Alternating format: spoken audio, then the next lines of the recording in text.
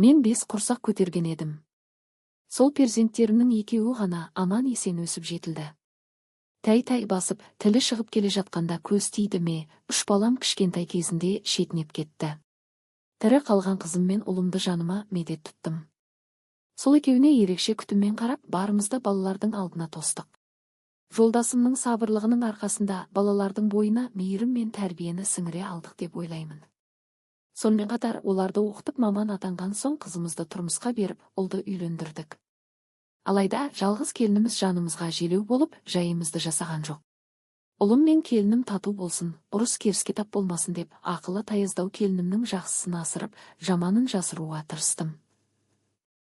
Біз қанша тырыссақ та, ұлымызды талайлы тағдырдың тырнағынан, өмірдің қиындығынан құтқарып қала алмадық.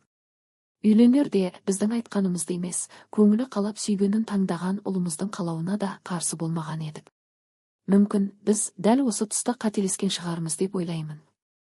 Келін түсірген соң ұлымның жаны тыныш, өмірі жақсы болсын деп келіннің қабағын бағып, мен оған қызмет еттім. Ерте тұруға, артық қимылдауға қиналмасын деп, шай суымызды өзіміз дайындап ішетін болдық. Бір жағынан көңілімде ана болған соң ақылы кірер, қысылып қателігін түсінер деген үмітім болды. Қайтейін, үмітім алдамшы болып шықты. Ана атанған соң да келініме ақыл кірмеді. Жолдасым екеуміз асты үстіне түсіп келін шаршамасын, сүті шықпай қалмасын деп қырқынан шыққан немеремізді өзіміз қарап, қасымызға алып жататын болдық. Ол аз болғандай түнде тұрып емізуге ерінген келінге сөзімізді өткізе алмай, 2 айлық немеремізді ешкінің сүтімен тамақтандырдық.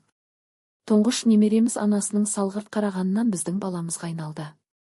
Буыны қатқаннан кейін де келін балаға мейірім төгіп, ыңғай бере қоймады. Жылай береді, маған көнбейді деп өз баласынан өзі қашатын болды. Мен амалсыздан немеремді жұмысқа көтеріп барып, күні бойы жанымнан тастамайтын болдым. Баласын ерте суалтқан келінім 2-ші рет жүкті болды. Баланың көп болғанын қалайтын бізге бұл үлкен қуаныш еді. Босанғанша келіннің жағдайын жасап, мазасын алмауға тырыстық. Шынымды айтсам, мен келінімді еркелеткендей, өз қызымды еркелеткен емеспін. Артық салмақпен ісіктен денесін көтере алмай қалған келін 2-шісін кесар тілігімен босанды. Одан кейін денсаулығының болмағанын сылтауратып, 2-ші немеремді де менің бауырыма әкеп салды.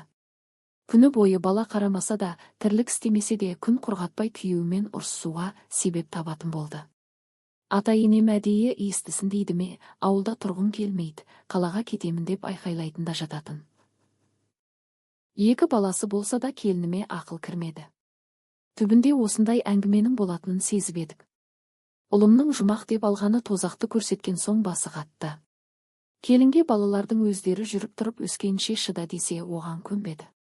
Келін кезекті ұрыстан кейін 2 баласын тастап, киімдерін жинап, төркініне кетіп қалды.